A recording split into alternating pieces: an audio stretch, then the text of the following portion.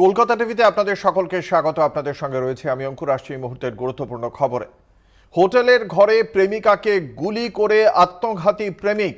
মৃতের নাম রাকেশ কুমার শাহ। প্রেমিকা নিক্কু দুবে জখম অবস্থায় হাসপাতালে ভর্তি। পুলিশের তদন্তে উঠে এলো একগুচ্ছ তথ্য। দুজনেই বজবজের বাসিন্দা বলে জানতে পারা গিয়েছে। আমাদের সঙ্গে রয়েছেন আমাদের প্রতিনিধি রিয়া মাঝি। রিয়া, এখনো পর্যন্ত এই ঘটনার তদন্তে পুলিশের কাছে সর্বশেষ কি তথ্য উঠে এসেছে?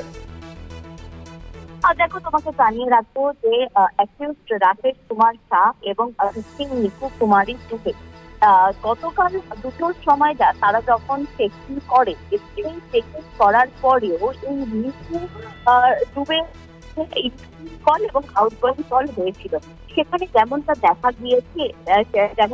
গিয়েছে যে এই নিকুর ফোন থেকে ফোন গিয়েছিল একজন রাহুল রয় নামক লোকের কাছে এবং ইনকামিং কলও হয়েছিল, অর্থাৎ তাকেও সেই রাহুল রয় ফোন করেছিল। তবে সেই রাহুল রয় যেখানে জানা যাচ্ছে যে সুইসাইড যে নোট রয়েছে, সেই সুইসাইড নোটেও এই রাহুল রয়ের নাম রয়েছে।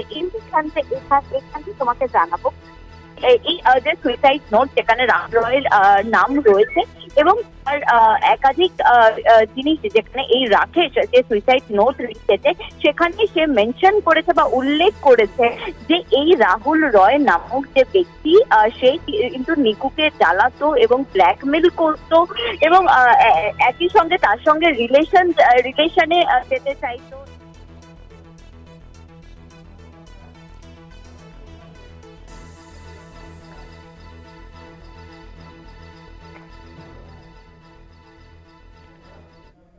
আমরা যোগাযোগ করেছিলাম, কিন্তু সেই রাহুল রয় কিন্তু একদমই অন্য কথা। একেবারে রিয়া, তুমি ধন্যবাদ রিয়া। আমরা এই মুহূর্তে আপনাদের জানালাম যে সুইসাইড নোটেই উল্লেখ করা হয়েছে এই ঘটনার সম্পর্কে। রাকেশের সুইসাইড নোট থেকে জানতে পেরেছে পুলিশ।